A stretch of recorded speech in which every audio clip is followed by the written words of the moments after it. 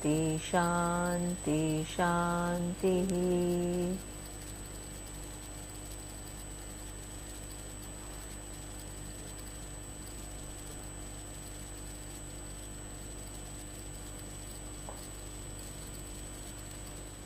Okay, so today is a question and answer session. So anything that you have in mind, anything that is not resolved, anything you want to ask, whatever it is, right, you are free to ask. One of the things that I've been thinking about, I mean, it's not directly related to Vedanta, but it's such a big teaching when you Yes. think about it. True. It teaches you to put perspective, it teaches you to see differences between you and the people around you. I mean, there's so many things which resonate and which deeply impact you. But on the other hand, when you are not seeing that shift yet, which will come obviously, how do you stop yourself from these silly thoughts that, every action has a seen and an unseen reaction, and so this one is in trouble, so it must be because they must have been audible, or you know what I'm saying? There are times when you just sit and you find these silly thoughts coming in your head. So how do you get out of that? I'm so happy you asked this question because it's a very, very significant question. I'll just give you an example because see, when people hear about karma, right? So up to what point Vedas say? They only say that there are, just as there are laws, right? Laws of physics, laws of biology, laws of physiology, laws of psychology. There is one more law, and which is what we call law of karma, right? So it only means that by doing a karma, you have created a cause and it will have an effect. That's all. Okay? And what effect it has is something that you don't know because it's the laws, right? So you don't know, like physics laws, you know, right? That if the object falls at this, from this height at this speed, it will reach the ground at this given point in time. The predictability is very high. Okay. Also with reference to physiological laws, there is some amount of predictability, right? So that means if you take this medicine, you will be able to cure this part of your body, right? And there also we don't have 100% predictability. You ask any doctor, they will say, I can do this much, and after that, I don't know, right? So don't think that we have 100%, but we have more predictability. Now, in the case of karma, there are too many nuances, because imagine the possibility of karma. One situation arises, right, and 5 of us in the room have to go through that situation and respond. Each one will interpret what that situation is differently and also respond differently. And if there were 10 people in the room, each one of them will think about it differently and respond to it differently. Small nuances, but it will be different. So therefore, the predictability in case of karma becomes less than the other things, other laws. You understand? Because the variations are just too many. Okay? And therefore, we don't attempt to understand the details of how karma works. It's impossible. Okay? So therefore, you just understand conceptually how karma works. This is why when Vedas talk about karma, we talk about a few things. Few very important points which we will see in Gita. Extremely sound analysis of how karma works. Okay? But conceptual, not details. Not like, oh, if you have said this to this one, you will go here. That is ridiculous. It doesn't say. Because that would then be infinite. Because there are infinite combinations. Okay? So therefore, the whole analysis of dharma, according to Veda, is with reference to, I think Avni could have heard some of it, which is, one is Samanya Dharma, the universal ethical values. So we will see in detail what it means, why we call it universal, okay, in the Gita. Okay. The second aspect is, even though it is universal, at times it requires interpretation. That is the second point. I think Saloni has also seen my Harvard talk. That I think you may not have got the totality of it, but the second aspect that Vedas talk about is the need for interpretation. Okay, so there are situations where universal dharma has to be interpreted. Then the big question comes as to, if some situations require interpretation, a human mind is such that that kind of a fact that you can interpret dharma means that you will in every situation interpret it according to your own convenience. That is a tendency. So therefore, in detail, criteria is given as to, if there is a need, what are the criteria that you use to interpret it exactly, right? Then only you get a perspective. Otherwise, you just lose perspective. Okay? Then the Vedic vision of dharma is also that it then talks about, in addition to samanya dharma, it talks about what we call swadharma. Swadharma means not only you have to follow some universal ethical values, but you are positioned differently in the grand scheme of things, and you are related to different people differently, and every role that you play in this world has a given script. That becomes your Swadharma. Okay? So therefore, that is again broken down, which is your specific responsibilities that you have towards many different people. You are connected to this whole universe. You are not just an isolated human being. Okay? So therefore, this is what we call Swadharma, this whole analysis of what is Swadharma. Then finally, it also talks about Lokasangraha.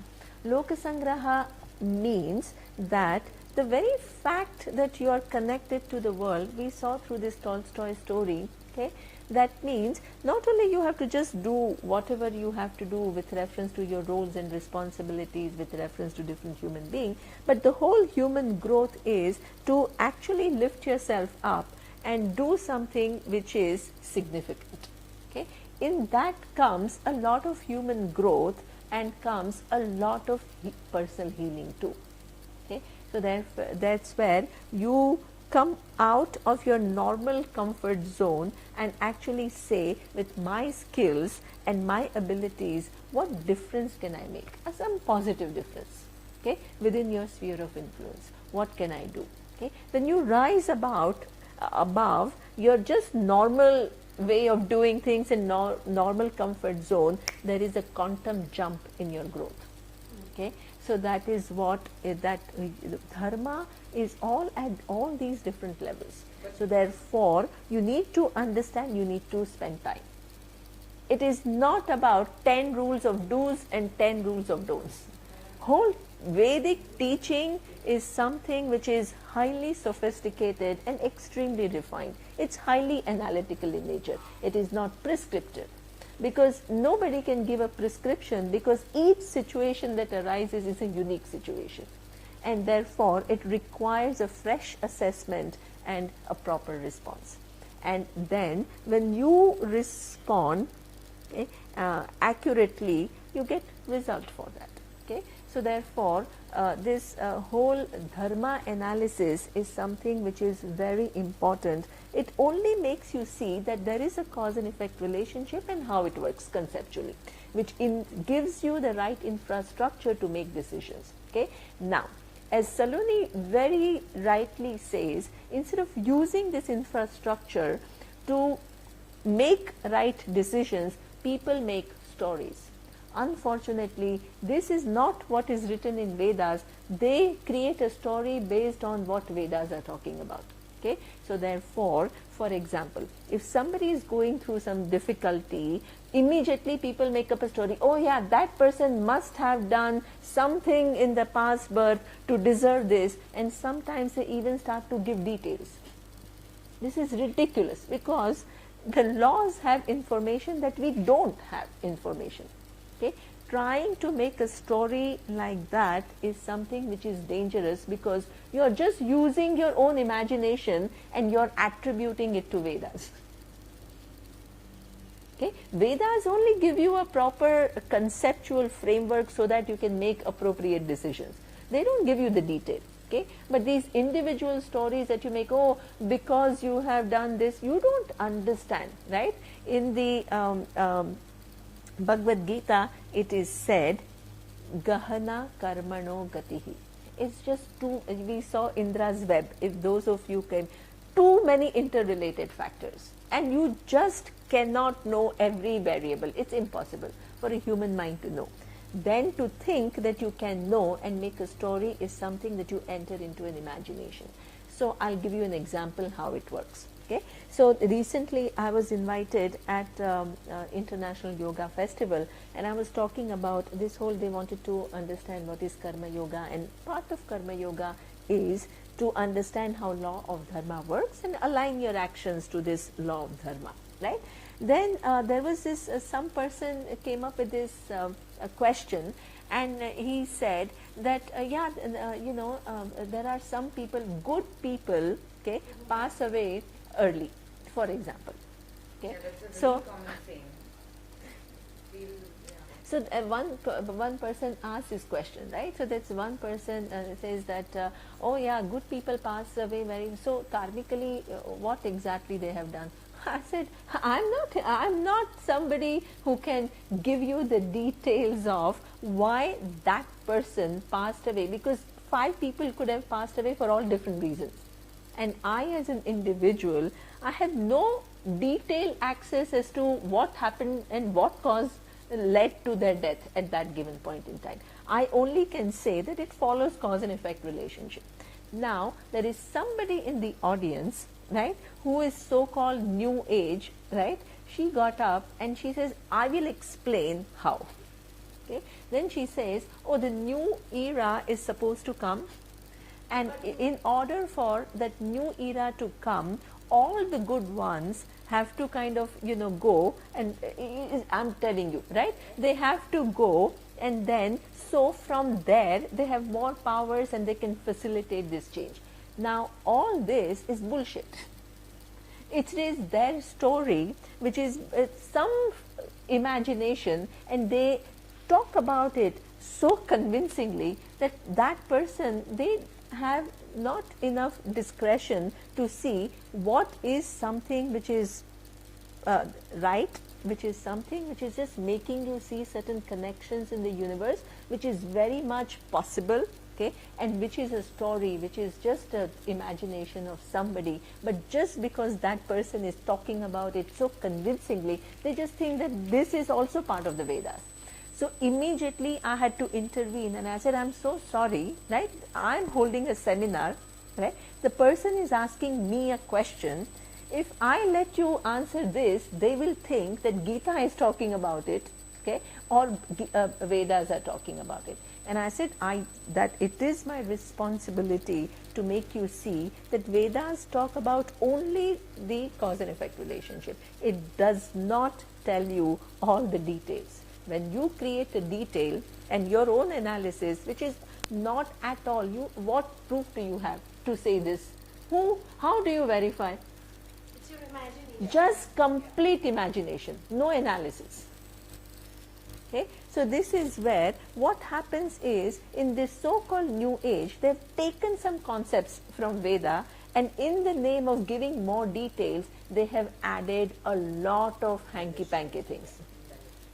Well, so for example, let me tell you where, a live example. Yes. You told the story of a brother and a sister who sold their house and Yes, cash and yeah, exactly. one got the cash, one got Yes. the check, and the cash got stolen. Yes. So the analysis was that it wasn't his to begin with. Yeah. So that was, yeah.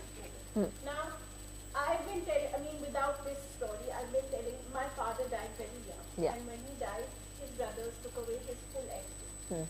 So I was 20 at that time, and my sister was 15 when he passed away. So for a few years, we were involved in the litigation. My sister went away to college at 18. And so for a few years, I was involved in the litigation, and then I stopped. I said, enough is enough. I want to build my own life and business, got married, started business, blah, blah, blah, whatever. And now it's going to be 30 years since my dad's death. And my mom is still in court, and not only that, she's got my sister and me back involved helping her in the court, saying that you have to help. And I've been resisting it because I don't want to be in court. I hate it. And so I've been telling her, I said that, let it go. Just like Shivani and my sister and I have moved on. We started our own lives, etc. So what has to come to you, what is yours, will come to you. She said, no, I don't. And she's given up her art. She's given up so much to just be in the court. And whatever she has also goes to pay the lawyer's bill. My God. So I'm going on telling her this, and now I've started really fighting with her, saying that, I don't want to give up everything just for this stupid court case. And she said, no, if you think your father would have wanted his brother to observe everything and whatever it is. Now, so then I tell her this story. No, but Nima, you did mention That once. whatever has to Yeah, but that was But just you to. mentioned once, quite in one of this, that you can't expect things to come from the university, right? So Yeah. you have to Make make some- effort. yes. So in this case, would you consider that Saloni's mom is making an effort to get? See, yeah, exactly. See, what I think. given up everything for Yeah. 40 years. See, that is exactly. See, what Saloni is saying from what you are telling me, right? I mean, because I have very limited data, so just based on your story of 5 minutes. So I'm not somebody who is, but what it seems to me is what you are saying is right? Because what she had tried earlier, right? For many years. How many years did she try earlier? She was in the court, right? When it first happened. No, but for how many years it is? Oh, so she hasn't stopped at all. My mother has not Stopped at all. Sister and I moved on. Oh, I see. So she has now. So it's been 30 years, and now she has given up everything, right? And then what is getting her nowhere? Okay. If I were the person, I would. I'm nobody to advise anybody, but I would give up and I would also move on, right? Because it's a very high cost, and at the same time, what exactly is going to be her gain? We don't know, right? How long? When will she? So if and in fact, she is giving up so many resources. That is just Life in perspective. I mean, I don't know. At least choice. Exactly. Yes. it's what you really want at the time. Yes, exactly. It's an individual. But she's not happy. I mean, she could be much more successful in her own. She could be more fulfilled. Forget the word successful. She's an artist and all, and slowly she's beginning to feel it herself. But what I'm saying is that it can get you into this rut of, this wasn't supposed to Yes. be. Yes. Stop it. Yes. Stop it. That's where I go on with her, Yes. all the time. And so how? So I actually. Intellectually, I understand that okay, Yeah. what she's doing, she's doing what is happening. Yeah, who knows? But I think, I don't know. I think her decision making, you probably have to leave to her because she may have her own. But you have a choice, right?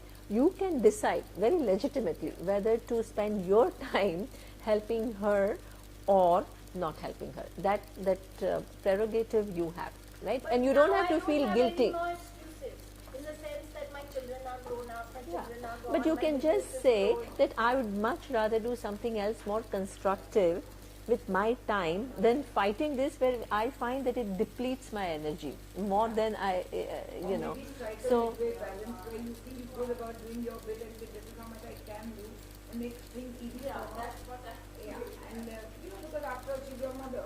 yeah, but if principally you don't agree, All that she's doing it for is that I'd rather spend this time before I go giving it to my children than indulging my art because at least they'll get what's rightfully theirs. So she fully has a point, so she can just make it easy. You strike a midway balance by making her happy and giving her what you really can, and then at the same time say it's not. Yeah, but I find that I'm driving myself mad with this fatalistic thing. That, what is it? What consequence will this action have? What consequence will, and when you think about it, when you sit down and stop being in a frenzy, then you realize that, it's just to give you a perspective. exactly, it is to give you a perspective. Like Shona once told me something really nice, when we were talking, she said, you look at the intention of a person's action, your anger just dissipates. Like if your mother's intention is eventually to make sure that I'd rather spend my time fighting for something that is for my children, rather than indulging my artistic abilities or my talents, because that will get me more pleasure when I finally win that case and give my kids what's rightfully theirs. So her intention is, Yeah, but in India there's no such thing, you have no control. yeah, It's not like you're fighting a battle. It's not like you're building a house brick by brick, so you know at the end of it your house is going to be complete. in India it's very bad. It's Yeah. not like that. But you never know, you can win, you know. You never know. We have won everywhere. We have won everywhere, but that implementation of the order. Yeah, that same is- situation. Yeah. That's why and my But mother also I we have feel there a are plot in my few cases mother-in-law's house, which is taken happened to over us. by a gardener. Very legally part of their house. So because they're in cahoots with the magistrates or whatever, they were gardeners who's now risen. Actually, these Indian And so lawyers, it's these not things every are the case last in bit. court, It's but not But really implementation. They find another way. I've seen a flag being attacked because at least after I 40 have a years very of different fighting. perspective. I think justice will come out, prevail in the end.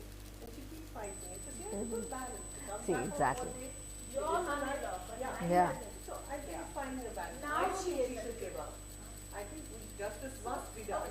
So when you say justice must prevail, it does not mean justice in getting back what is right to you. It means justice where for another life. Yeah. Exactly, that's what I'm But driving. that's my So this is question the thing. now. You that think this your uncles may win the case, and then you say, "Where's the justice?" Yeah, but Justice justice is there from another life. Yeah. Like you say, we don't Like know you how say to when to you're think, but I dead think we and should gone, you say that you come back to see the body.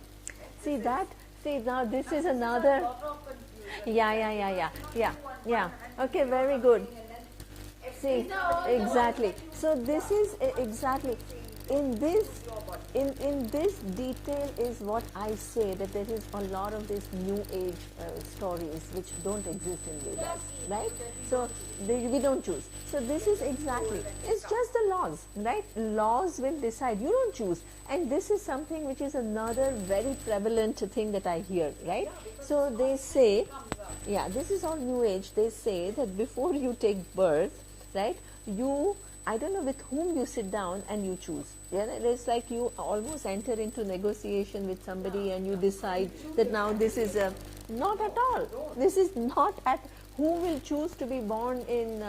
It's not. You don't choose the laws. That is ridiculous, right?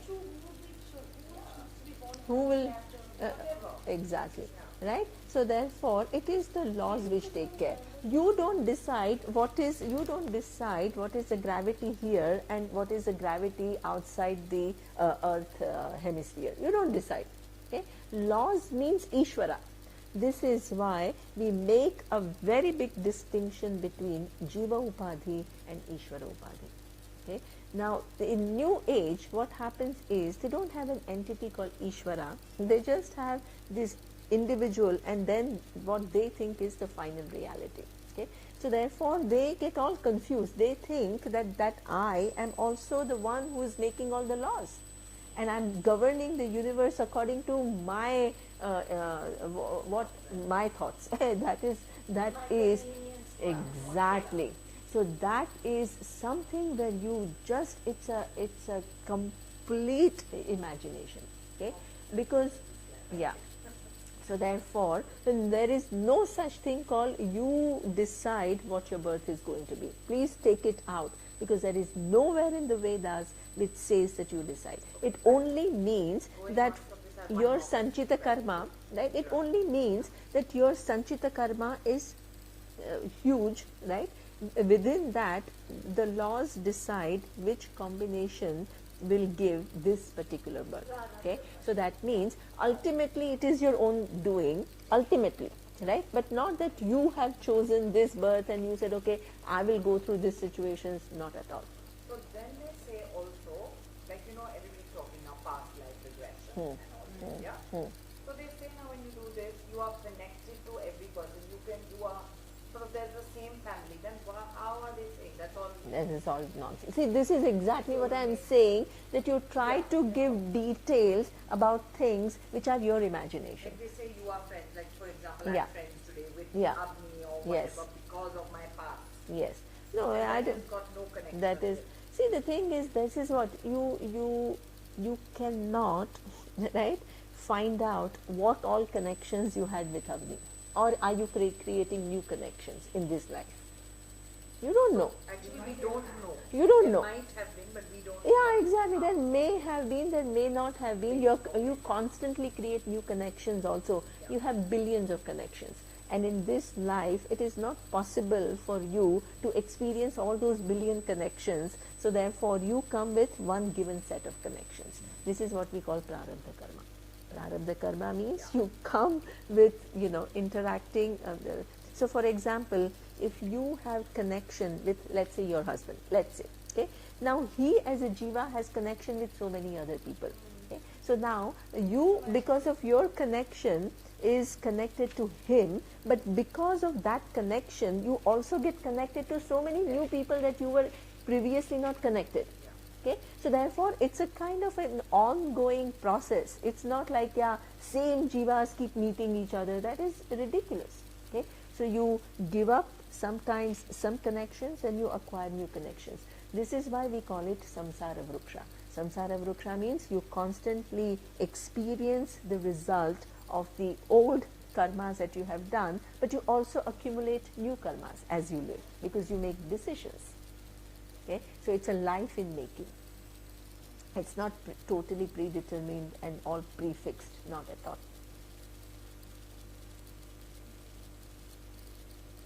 That's why you have to be prudent of how you make decisions, because that's going to influence your future. And in fact, what we say is something that people do intuitively anyway. Okay, so if you have watched this Al Gore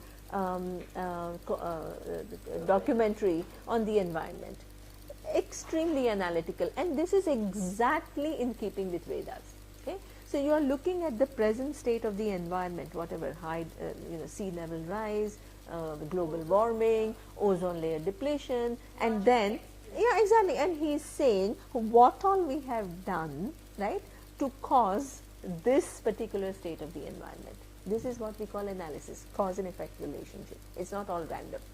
Okay, then what he says is, now we have a choice. Okay, depending upon what we do, these are the outcomes. Outcome A, if you don't do anything about it, what happens? If you do something but not too much, then what happens? This is exactly what we mean by what? Law of karmas. Okay, you constantly have a choice. Your present is not disconnected to the past, okay, and your future is not disconnected to the present. Okay, so that means you can say, yes, this is what has happened, is not just because, you don't blame anybody, you just examine what are the causes, okay, and then you choose. If you don't want this to happen or you want to avoid it, then what can you do at this given point in time to stop? Exactly, absolutely. Okay, so that is wisdom. Everything else just is an imagination, and when you start thinking that imagination is a fact, there is some cognitive problem. Because when you are unable to distinguish between imagination and analysis, okay, your mind can take you on a ride. Every story that you make, you will start believing in it, and you will be so far removed from the reality. That's why whole Vedic and the whole thing is what? Let me be connected to the reality. Your Gayatri mantra is give me clarity of thinking. So I'm able to distinguish. Otherwise, the mind will take you on a ride and you will not even realize it. Is it true that the Gayatri mantra, if you really say it 24 times, you said? 24 times is a Must good. say it every day. I mean, it's just 24, no, 24 syllables. Yeah, it's 24. And Understand what you're saying. You a lot You're of giving out clarity. or you just saying. sorry. It gives you a lot of clarity after saying it. See, basically you are praying. You are praying. You're praying, so that means you pray for your clarity. Okay? Because clarity doesn't just happen. So that means, Mantra to pray for clarity. exactly. And also, see, for example, when you listen to any ideas, generally what happens is that when you go to somebody, right, and listen, most of the time what happens is you just swallow ideas, especially if it is a spiritual something and all, because You don't know, right? So the way when you study mathematics, when you study science, when you study economics or whatever, you use your mind and you really try to figure out. Okay, when you come to spirituality, unfortunately, even those spiritual gurus, they say this analytical mind will not make you understand this reality. So you need to, this spiritual world. So the very fact that this person is discouraging you to use your analytical mind by saying that the analytical mind cannot understand, you are what? You will be what? In delusion. Exactly. The person can say whatever and you just have to believe it. This is why in name of spirituality, people take in ideas and concepts which are ridiculous. And because you're actively told that your analytical mind you don't have to use, because that will not get you there. So that means even if you have questions, you try to say no, because I'm only, this is my mind which is just a doubting mind, so let me put it aside and just believe. So that is dangerous. Dangerous. Okay? Any spiritual person who is, this is where the Vedic vision is brilliant. Any statement that we make, we don't just make loose statements, if you have noticed. Okay? We substantiate it with arguments. The whole methodology is like that. Okay? This is why people who have studied quantum physics, neurosciences, psychology, they are fascinated by Vedanta, because it's not some blah blah blah nonsense. Okay? You need to be a sharp thinker. This is just non-negotiable. Okay? You need to be a person who is committed to the truth. And that's why it's not about just having some kind of a small release from my small problems. Vedanta is too profound, too big, as Saloni said. Okay? For that, you need to have an infrastructure which is committed to truth. You want to find out the realities and you want to realign your life with those bigger realities and not continue to live from your created world. It's very important. That whole orientation is very important. Okay? So therefore, it is sophisticated. And for that, you need to have a refined mind to be able to follow all the logics and to see where it is. It's very clear as to, when it is talking about what and how, whether, using all the logics to make you see that what it says is unshakable. The whole commitment is like that. So therefore, one has to be careful, and that's why the whole thing is, we cultivate buddhi. You will see now, you have studied Tattva Bodha. When you study Bhagavad Gita, it's Vedanta is saying the same thing. Again and again and again, it says the same thing. Okay? But you will see the infrastructure that I have created, right, in your buddhi through Tattva Bodha will help you to understand Bhagavad Gita much more, much more. And then when I do Kathopanishad with Tattva Bodha and Gita in background, you will understand it much more. The whole equation, what it is talking about, it's like jigsaw puzzle. Okay? Each part you put in place, then with something else, then you see the interconnection, then the whole picture emerges and it is crystal clear. This is what we call clarity in thinking. You are not mixed up. You don't create your own stories based on what the teacher is saying. You understand ideas accurately, subtle ideas accurately. I guess when you understand that, that's when you know how to behave in life, and that's when Yes. you know how to discern Yes, what you have come in this lifetime to overcome, Yes. or to get rid of, Yes. the karma. You can discern those from other things happening in your life, which maybe someone who hasn't studied enough or gets confused about. Very For good. example, this is my question here. I'm not articulating correctly. Maybe you understand what I'm saying.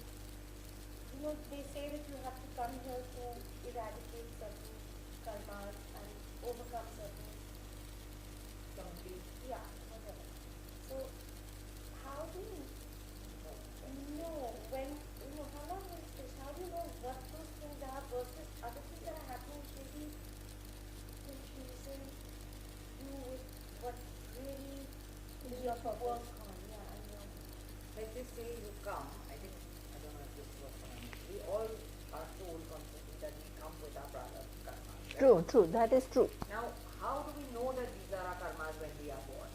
Right? Because it keeps How do recurring, you so know? you recognize Because it. you, if, say now, we are not doing Vedanta, like the common person, or before we started, or class, or whatever.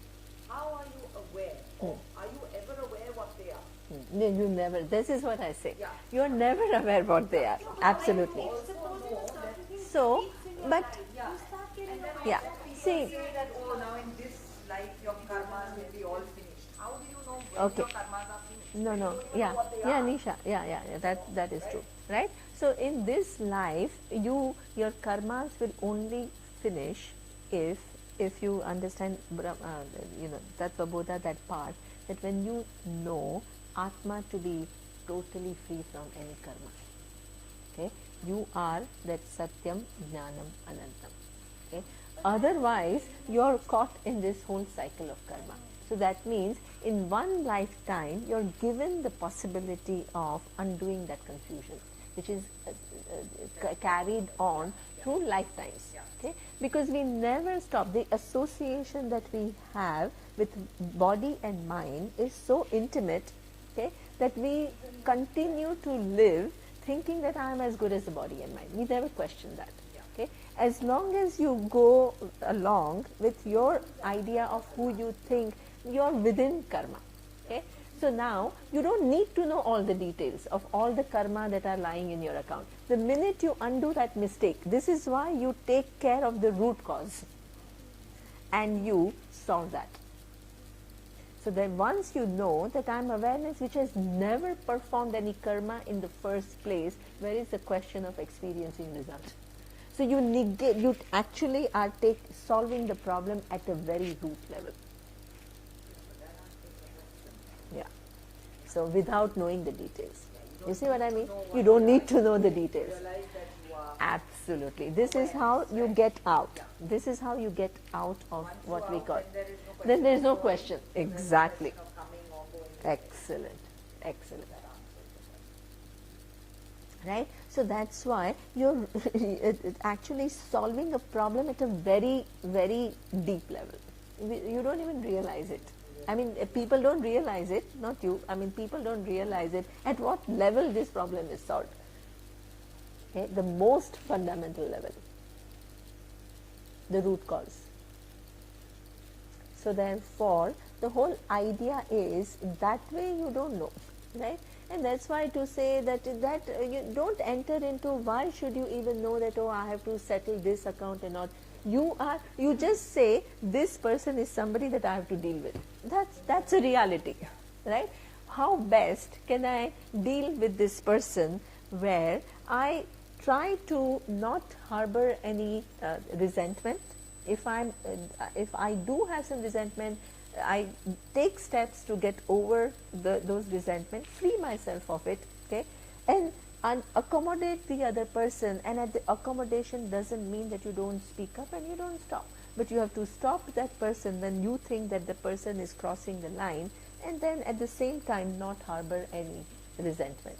Okay, so that means you just have to be objective. I need not know, oh, what with Avni, what I should have had before, what account. I don't know. Why should I even think about it? Because it helps, you get into this imaginary mode. This is the problem. I'm saying that it happens naturally. It happens naturally. You begin to tell these stories. Look for a story to explain. Exactly. Absolutely. And intellectually you understand what you're doing is wrong, but it happens. You see, this is not what Vedas encourage you to do. Don't tell stories that, yeah, I have to release some accounts. Who knows? Do I know? You know? No, nobody knows. What is the reality is this person is in front of me and I have to respond. That is reality. And how best can I respond to this person? That is real. That is an objective person. A human being who is discerning. Not getting committed to stories. Otherwise your mind... Don't look for what But you should look for the intention. Do not look for that. Yeah, see, sometimes life gives you clues. Okay, So that means you learn from those clues, because certain things will happen. Life is intelligent. Laws are at work, so you discern and you navigate your life according to how laws are constantly giving you feedback about your actions, about how you are. So you take those clues. You don't just operate from your imagination. You like, a boatman has to understand what the flow, currents and everything, and you navigate your boat according to that. You are not independent of this river flow. But at the same time, don't tell stories that, oh, this current is flowing like this because I would have done. You see what I mean? This is how it is, and I need to respond. And then karma, let karma take care of itself. It is working, and you just what? Position yourself intelligently.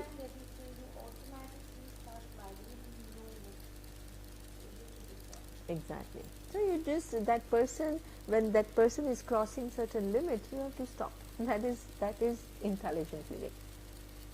Otherwise, if you tell yourself a story, because if you tell yourself a story that, oh, I'm letting go my past life entanglement, I must have done something to this person, so now this person is telling this back to me, you will become passive, because you will say, now I have to finish this account. You just, and you never act according to what is required in that situation.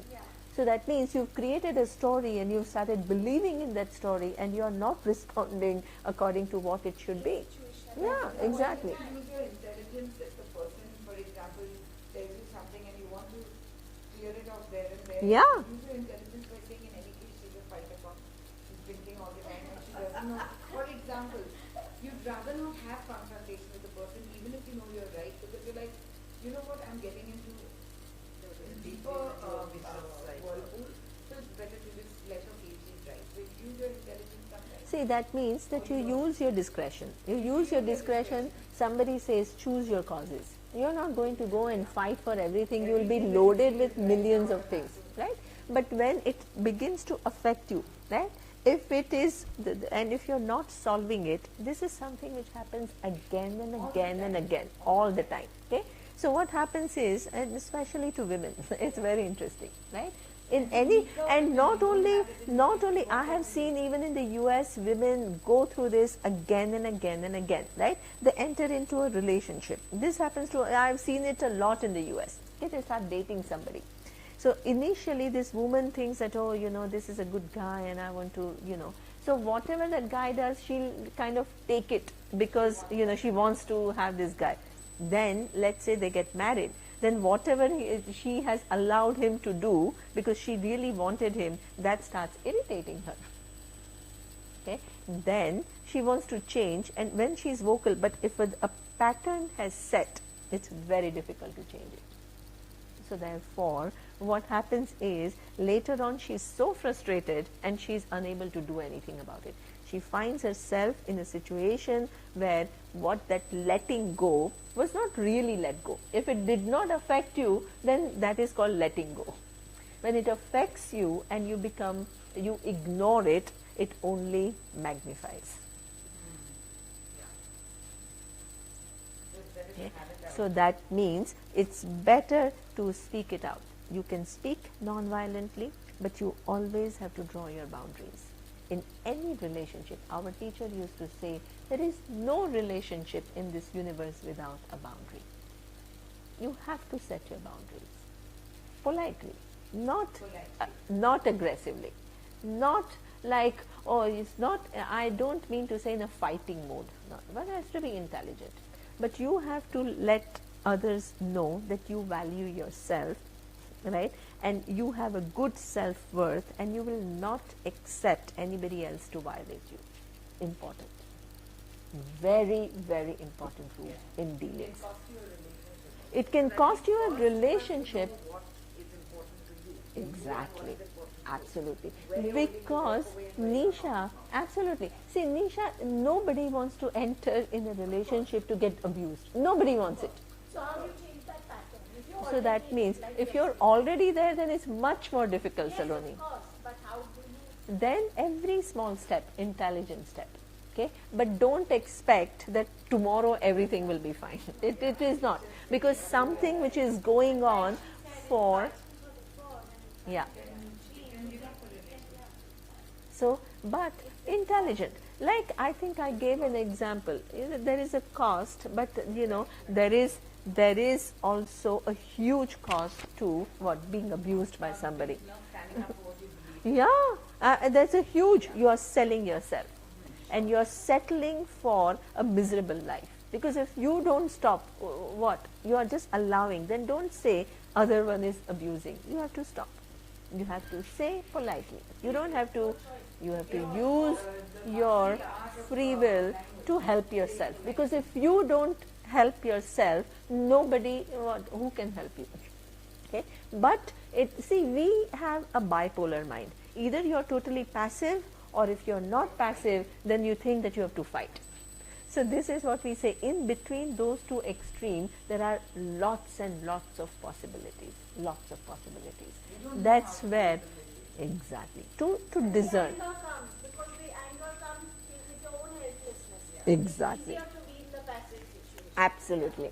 So then when you try to assert yourself, you're asserting yourself against yourself also. Yeah. So you're angry So about the it. anger does come out. Yeah. And the more angry you are, or even little angry you are, the other person is not going to receive. Sometimes it's better than to just take a step back, not to feel And talk about it. Yeah. See, slowly talking about, because we have learned in communication that you avoid unpleasant things, talking about unpleasant things.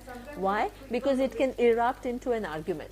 Okay. So you try to not talk about things that are kind of, so then what happens? All these things, they all stay there unresolved.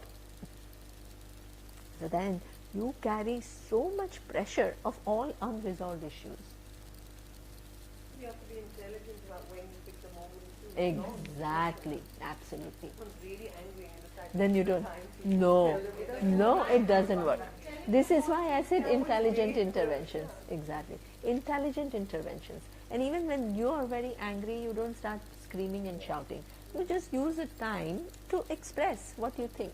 Okay, and when you are expressing, instead of telling somebody you're like that, you're like that, you're like that. You talk about the situation. Exactly, right? Because the minute you start, you're in accusing mode. The other person is what? Going to be different. Does anybody like if I start telling you, Saloni, you're like this and you're like this and you're like this? You think you will just sit and accept whatever I'm saying, unless I don't know, right? Generally, people get defensive. Okay, so therefore, whenever you choose to talk to people, this is what some basic principles of communication. You talk about your feelings. You're like that means there is a huge judgment. When you say I'm feeling like this, it is truth. It is 100% truth. I feel hurt. I feel that I'm put down. That is your feeling. That is 100. You're putting me down. Maybe the intention was not there at all. Okay, that means you have to learn to talk about yourself and about your feelings. Very important, because your emotional life is a reality. If you try to shove it under a pillow, it will totally create a chaos. Then you have to, when you talk about your emotions, you just have to say that, yeah, this hurts me, instead of saying you're so mean to me. And don't say that. But This sometimes you hurts also me. don't, when the moment is right and you can say it there and there, you don't say it. And then later you take it home and Yeah. the next day you're like, oh, I wish I had said it. Yeah, And so then, so many people are so quick with their wit that they are able to say it with finesse and not fight and say it there and there. yeah, But when you're not able to say it, then you're like, oh my god. I You should go have back said home it. and say, I'm always saying I should have said this. I'm never able to say it there and there if it's upsetting me or the person is putting me down or saying something. But I will muster up the courage later to very politely get the right moment. and So say, then "You know, it's I didn't good. like what you said that day." So good. That's perfect. That In a works way, for it's me. good. Yeah, But it like with works. my husband, So like Makhan, he can say it with finesse when something when that doesn't suit happens, him. So yeah, yeah. his boundaries are set. People know Yeah, how people to know. say it. Yeah. With me, they just bash and say, and I'm like, what the hell? I go back home and I think, he said this and I said this back, and people who know me really well will say, this found it, because I'm shocked when you have it in you to say something to me like that, and I'm not able to answer back. I don't know. So then that's when Yeah, so then it's okay. Don't I mean, everybody is not, see, don't think about all these perfection. Just take one step forward to help yourself, right? There is no such thing called ideal, because each one is at a very different stage, and the issues people have are different, and the history and the background is different. There is no such thing exactly then and there. There is no rule, right? As long as two rules. One is that you are able to somehow, whether at that given point in time or later or whenever, right, make people know that this much and no more. Then people will you will see people will respect you. And what Okay. if you say what you're saying is hurting me, or you're putting me down? Yes. It's in your mind, I'm not putting you down. So exactly, this is why, Saloni, I'm saying, when you say you're putting me down, you are, I'm hurt by what you're saying. so that's all. How can somebody deny that you are hurt? Nobody can deny. Okay, exactly. When you say that, when you tell me, oh, you are hurting me, I said, Saloni, I didn't do anything to hurt you, so you're just imagining what you know. But if you say, I feel hurt, I can't say anything, because I can't deny. I'm imagining the hurt. No. So that means your hurt is a reality. It's 100% reality. Then you can say, maybe, you can even say, maybe I didn't understand it right, but this is how I felt. So therefore, you open a dialogue. You start to communicate by expressing how you think, how you feel, honestly. Okay? And hopefully, the other person will respond. Hopefully. And the other person is used to being the dominant one, so will take it very badly when you want to tell him I'm hurt, is what you're saying. You get more of a... Yeah, that's exactly what I'm saying. See, I mean, see, these kind of hypothetical scenarios you keep on building, and there is no solution. I mean, you just have to be honest, and you have to try and see what works, and then you have to, So unique, yeah, and you know the nuances of this. exactly. Once you get more Once astute with this, you know when you know when to say, and as Avni says, there is no rule that you have to say then and there. You know, please don't create these kind of pressures that, yeah, exactly. Just be intelligent, right? How you have a problem at work, you have a problem. Nobody is free from problem. You are a CEO, you have thousands of problems. You don't get all, oh my God, now let me look at the management book and this is what is step 1, step 2, step. Everything that you have studied, right? You begin to apply with a what? Some intelligence. This is exactly like that, right? So a bigger framework is given which helps your decision making. You take whatever is needed, okay, to apply at that given point in time, whether then or later or whatever, to help yourself.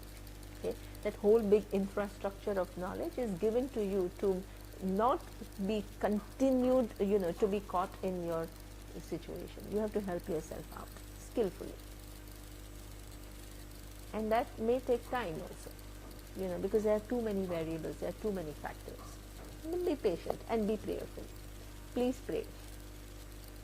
Prayer is one thing, because we have helplessness.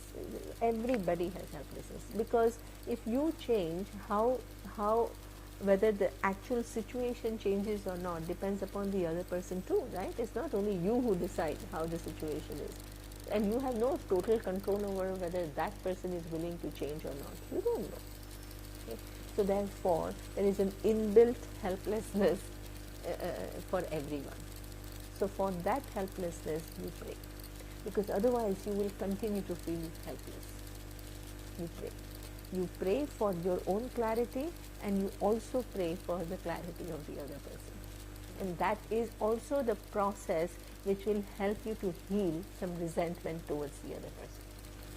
It's a very good way to do it. You ask for help for your own perspective, and also ask for the well-being of the other person.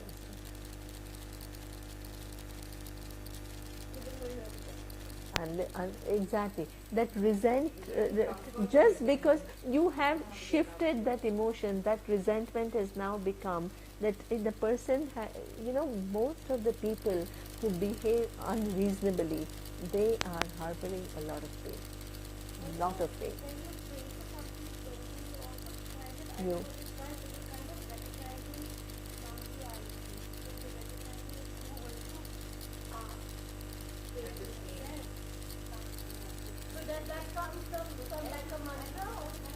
See this non-duality, I want to be very careful, and I will talk about it, because see, one thing is very, see Shona, this is where Vedic teaching is a little bit, see, if you apply the same logic, Lord Krishna would have told Arjuna that, oh, Duryodhana is just your cousin, let go. It's not, right? Oh, we are all one, part of one reality. See, what Bhagavad Gita is talking about and what we receive are two different things. And we impute on Gita, because it's talking about oneness, we create our own story around it. And we get committed to our story rather than what Gita is talking about.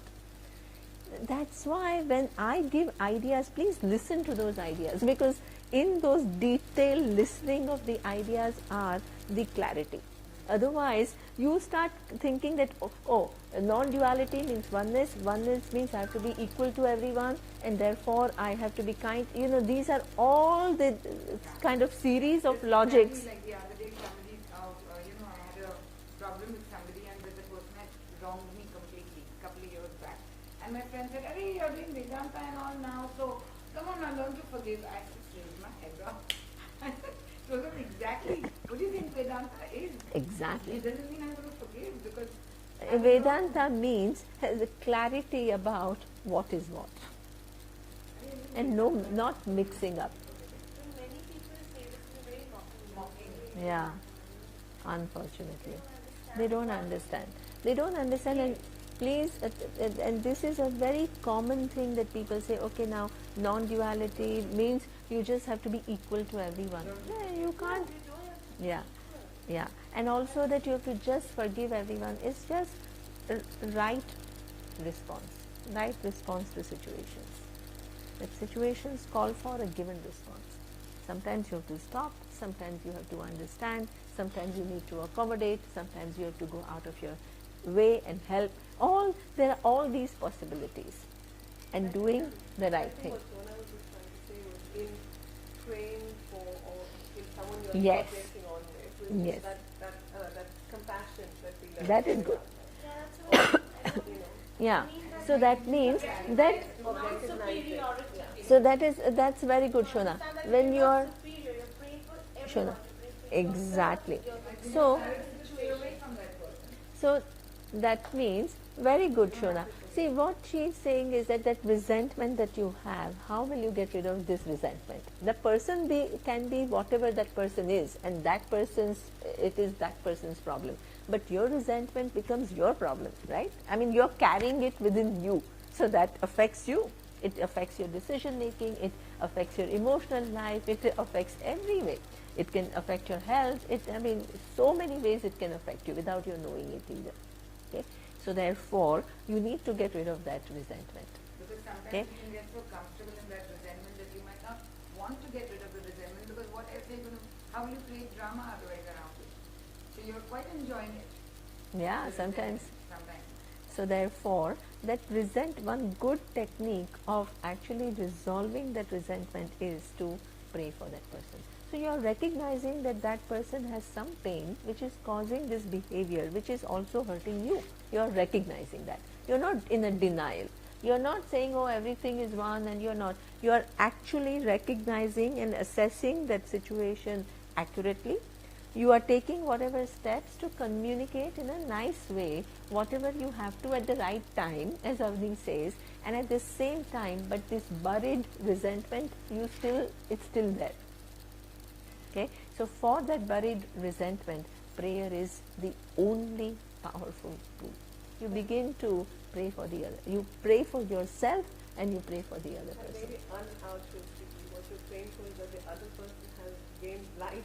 Yeah, exactly. They see that. That's what many ways to That's come why from. the Absolutely. From somebody, but they don't. Yeah, absolutely. So you ask for the very person towards whom you are carrying a resentment, you ask for wisdom for that person. And by that person gaining wisdom, who will benefit? You will benefit also. And at the same time, you have converted your resentment into goodwill for somebody. That's a very clever way of doing things. Somehow when you pray like that, your actions and your whole body language and your ways change. Yes. So it sends out a better message. So but you pray what? Gayatri mantra does this? So you Or can actually you pray can also? create your own prayer. Create your own prayers. No, no, no, no, no, no. You create your own words. And Don't. that's what I say. You say it once, twice, 24 times, what? No, you don't need to. You can actually every time. In fact, you can take situation wise, specific situation wise. Okay, you can say, yeah, this exactly, absolutely. Now this is how I felt. This is what he or she did. This is how, go through that whole thing, and really, it's a very, very good way for you to. It's a cleansing. Offer the prayer to the Lord as it is and say, I can't handle this. Yes. Like you're telling your mom, mommy, yesterday this happened and that girl spoke me so rudely and I wasn't able to answer back, and please help me to give her the wisdom, tell her, put some sense into her and me, and make her look at me differently. So- like that, it is talking, So, communicating. see, otherwise, Saloni, what happens is these prayers and all become mechanical. Okay, so I'm doing it 24 times, but so that is something that you do as your daily practice, right? But specific situations require some kind of resolution at a mental level by staying with it and resolving it. Okay, so even if you can't resolve with that person, you still resolve here. You need to stay with the situation, and you need to, there was one psychologist from the UK, and she was always telling people that we are so afraid of emotions, right? We are so afraid of feeling sad, we are so afraid of fear, we are so afraid of anger.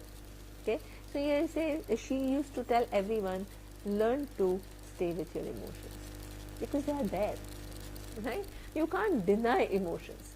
The emotions are there. When you begin to stay with them, you are comfortable with that uncomfortable emotion for a while. You're aware that you have anger. You are aware. Create that cognitive distance. Yes, right now this anger is emerging. There is some reason for it. Okay, let me now look into it and see what I can do to exactly.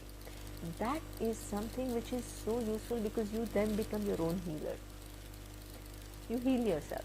Every situation you stay with your emotions and you heal yourself and you ask for help from Ishvara to help you to help. The results are miraculous. So, and at the same time, when it comes to actions, use for what?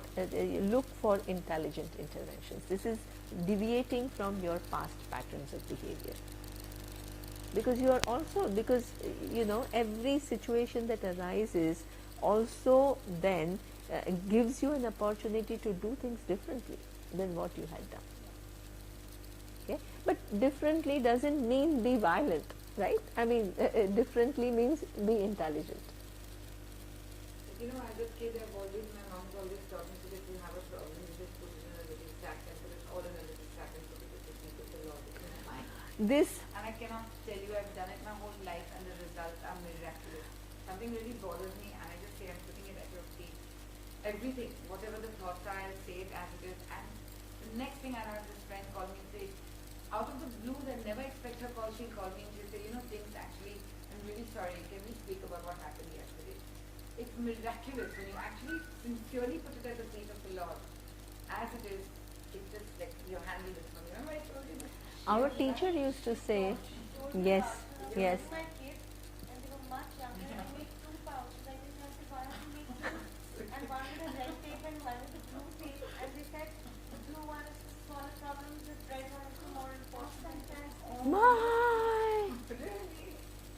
No, this is, even our teacher used to say, Saloni, that, when we come to Vedanta, those 3.5 years are a huge, it's like a big, absolutely, okay?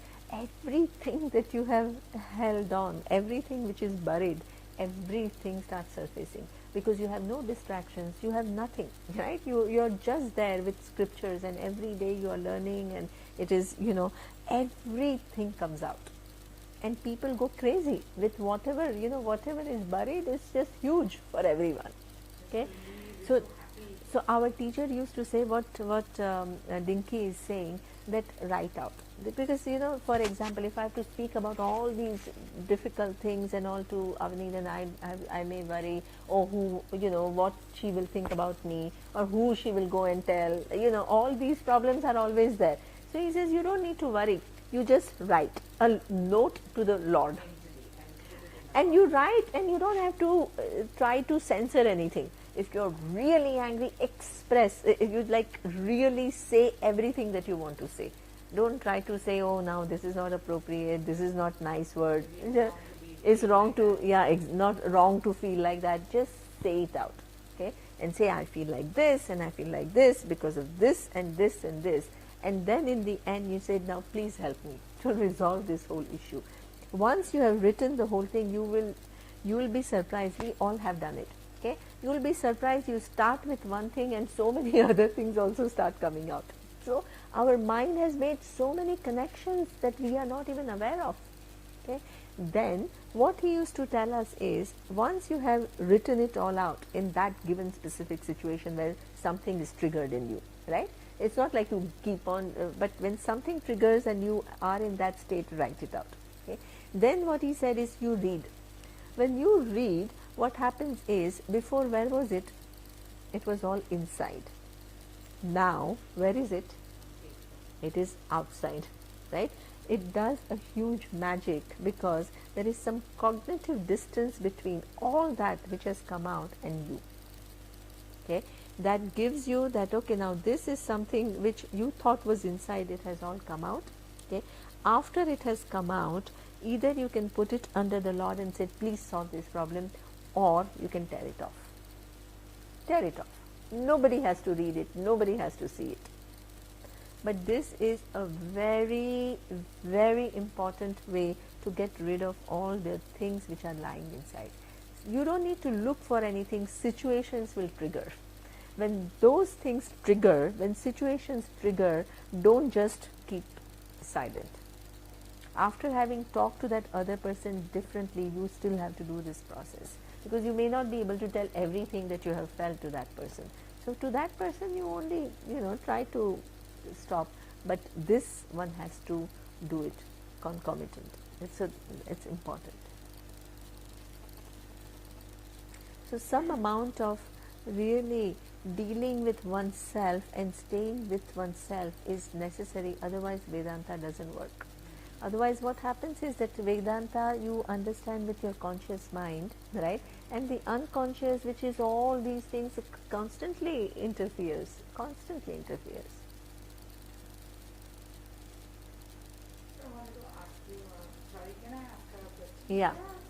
I wanted to ask you a question when you said that you should get out of your comfort zone and do some work Yeah. instead of being idle. Does that work have to be for the good of somebody, or can it be just work per se? Like you can. That's a good, if it is good of somebody, it is brilliant. It is there is such a sense of expansion when you help somebody else. This is where they say the deepest healing comes when you help others. That is what we call Loka Sangraha. Okay, so Sangraha means for the benefit of humanity. Okay, what happened is, I will tell you some amazing stories. As a Vedanta teacher, we meet people who have gone through some huge trauma in life. Okay, so for example, I have met two individuals. Both of them, one has lost her husband at a very young age. The other one has lost her son at a very young age. Okay, so that both are going through a huge trauma. Okay, over the years, I have seen two of them very different. Okay, the person who has just not done anything actively, okay, is still kind of struggling with memories and things like that.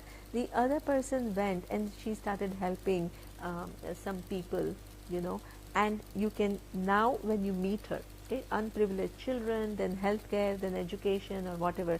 She started small and she has done amazing things. Today you meet her, you see her eyes shining. Okay, yes, she has suffered a loss, but she has used that opportunity. You know, that trauma in your life, it is a catalyst for you to change and become a much bigger person. Okay, and that opportunity, if you take and if you make difference in life of human beings, the kind of gratification, that kind of satisfaction that you have is unparalleled. Okay? So this is where you have to find the bigger thing. Every small situation you may, or small or big, you may not be able to solve. Okay? But when you lift yourself with your own free will and do something which is bigger, right? The Ishvara will carry you forward. That's the deepest healing at a relative psychological level. And help comes. It is amazing, help comes. You've seen it now? Grace comes. Grace, blessings. Use Ishvara as your accomplice in life. Use, because it's available as a potential. It's available. Because it's probably the law to do that. So when you are in alignment with that, It has to work. things align themselves to make it work. Absolutely. Precipitated, yeah. Absolutely. Because it is the to It capitalize is. You are just, yeah, multiply. multiplies. You will see how it happens. That is where you're in sync with Ishvara. It's not that the difficulties don't come, but your life becomes different. It is different. This is where the whole inner transformation. This is why I don't know, but anytime anybody tells me that I have a small project that I want to help somebody, I totally encourage, because it's very important that your life, you extend, you use all your time to help somebody else. It's a very noble thing, very noble thing. Sometimes people have an intention also behind for themselves. Yeah, but it doesn't matter. Doesn't matter, right? The very That's what fact, you were saying, yeah, Satvika, yeah, it doesn't matter. What's the Satvika? charity can be intention. Yeah. Charity is good. No, like it's Tamasic charity. Tamsi is not good. And then you can be financing to give it to someone else. It's like you're giving money to a drug addict. She's going to use it to. Exactly. Right. But at the same time, if it is Rajasic and Sattvic, it's very good. Any charity is expansion of yourself. It's very good. Any Rajasic is more for your own well-being, but that doesn't matter. You Doesn't want to see really your matter. name on a hospital. Yeah. In Or nowadays, the corporate social responsibility of big companies is attached to rural marketing strategy. Okay, so therefore, I knew one pharmaceutical company, and what they did is they had, they started giving health care to insurance to all these rural people. But what they wanted to do was to sell their drugs, to those people as part of the policy. So therefore, there is a whole big rural marketing model, but it is done as providing low-cost health insurance schemes to rural people. Okay, so therefore, there is some benefit, but at the same time, there is a lot of personal motivation. But it's okay, at least if they are giving some service which is genuine. People who otherwise, they become bankrupt when they go through some ailment and all, at least they have a health insurance at a very low cost. So it's okay. It is giving some service, but at the same time, there is a personal benefit too inbuilt. But that is Rajasic. Exactly. It's not. That's why we encourage.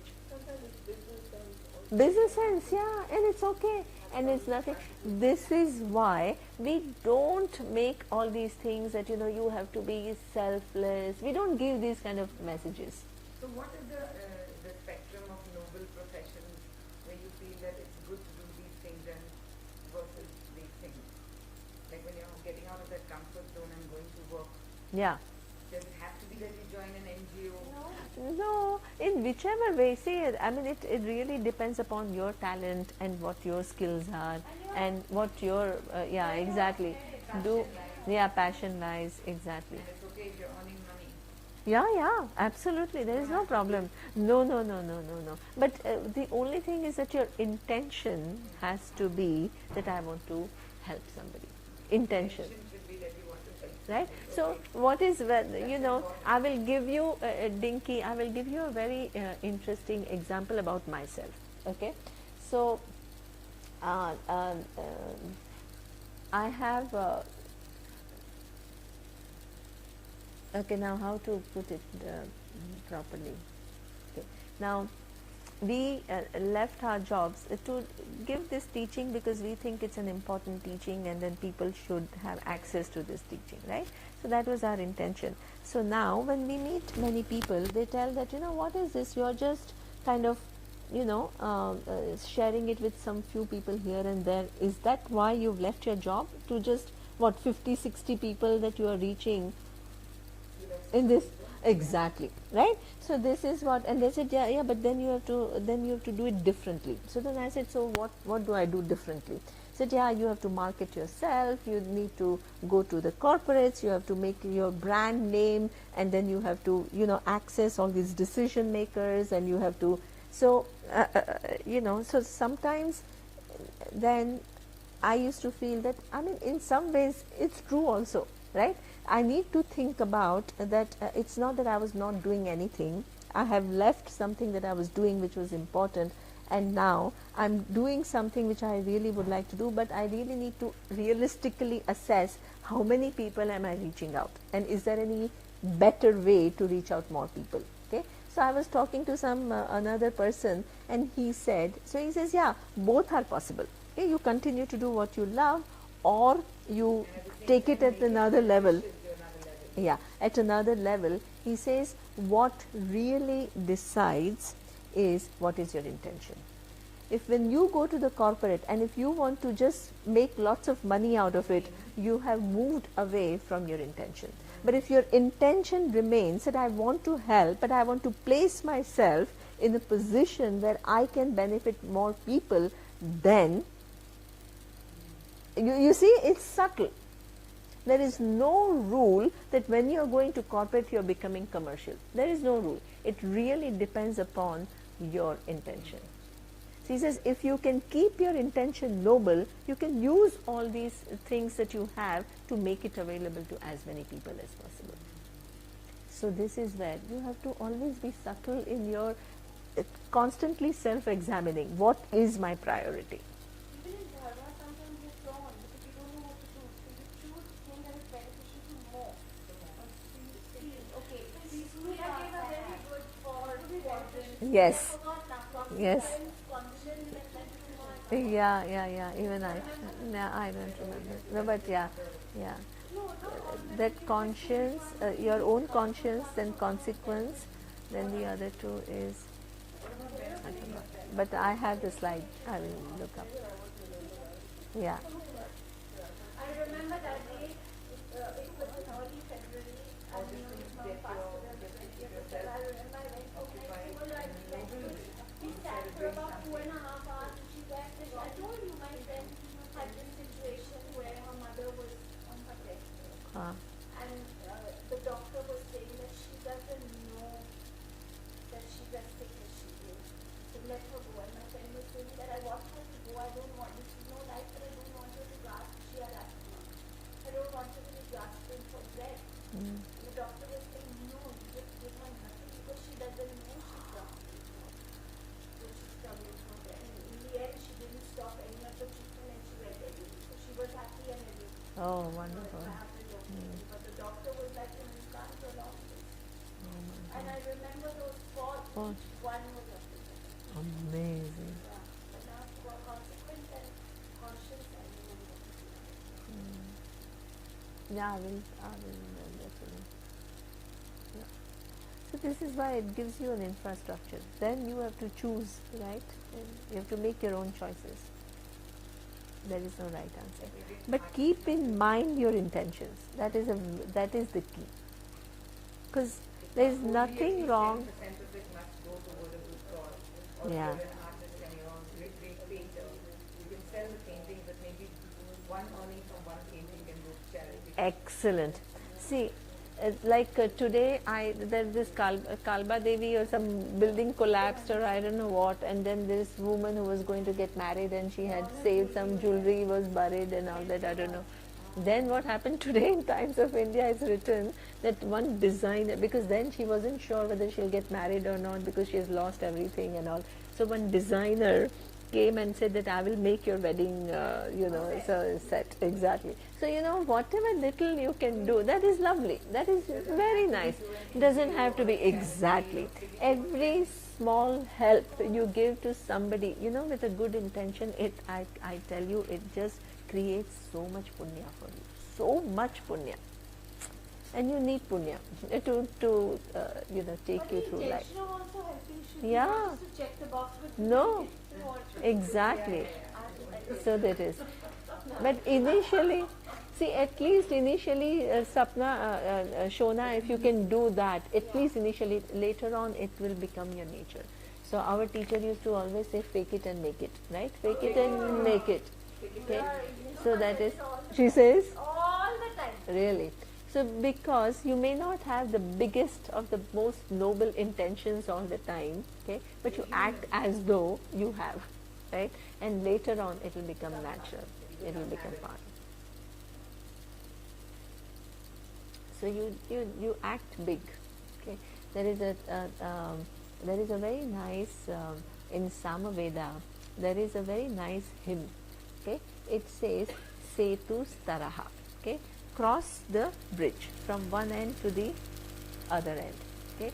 Here he says Adanena Danam Tara. Danena Adanam Tara. Okay. Everybody has a tendency of hoarding. You hoard whatever, right? So that is Adanam is a tendency for most of the people. How do you overcome this tendency to hoard everything for yourself? How?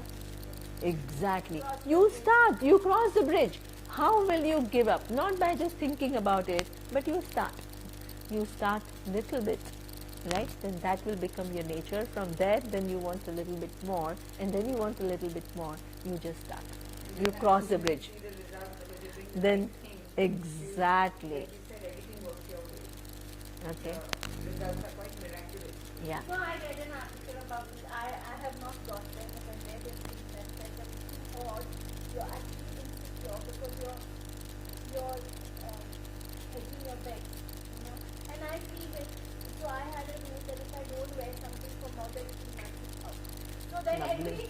every time, if you say, I'm this is 15 years old, but because I have that rule, I didn't want to throw it out. Now, so every time I think of it, I wear it. And I still have stuff in my cupboard that, when I bought from this expensive shop or that somebody gave me, and maybe one day I'll fit into it. Or I want to give it away to somebody who I like and he will wear it. Everybody I know doesn't have a body like that anymore to wear that sort of stuff. I found this one shirt that I'm thinking of. I put it in one chest. I have one chest at the base of my head. But put it in the chest. I'm thinking I put it away. I don't know how to wear it. What is given to somebody who can enjoy it. I put it in there. Small changes that you make, they become very significant. But it's true that you're insecure because you're hating your wear. One day I wear this, something not life has put Abundance, exactly. Circulation, absolutely. When you give, then you get. When you give, then you get. This is how you have to make place for more. Absolutely, clear it. Yeah, every aspect of life, clear it. And you are free, internal freedom. You clear it. You clear it within you. See, if you wait for every external situation to be perfect, it will never be perfect. By the time you solve one, something else will come. Then you solve that, something else will come. This is what we call life of becoming.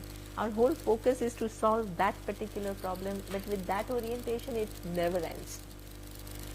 So get a big picture, make a big transformation, and get out forever. You have to break that old Break, pattern exactly. that you, Yeah. for generations you have so many patterns Turns. which should be done. Yes. This is the way it's done. No other way. Chalo. Is it okay? Om Purnamadav Purnamidam Purnat Purnamudachyate Purnasya Purnamadaya Purnamevavashishyate. Om Shanti Shanti Shanti. Om Shri Gurubhyo Namaha. Hari Om.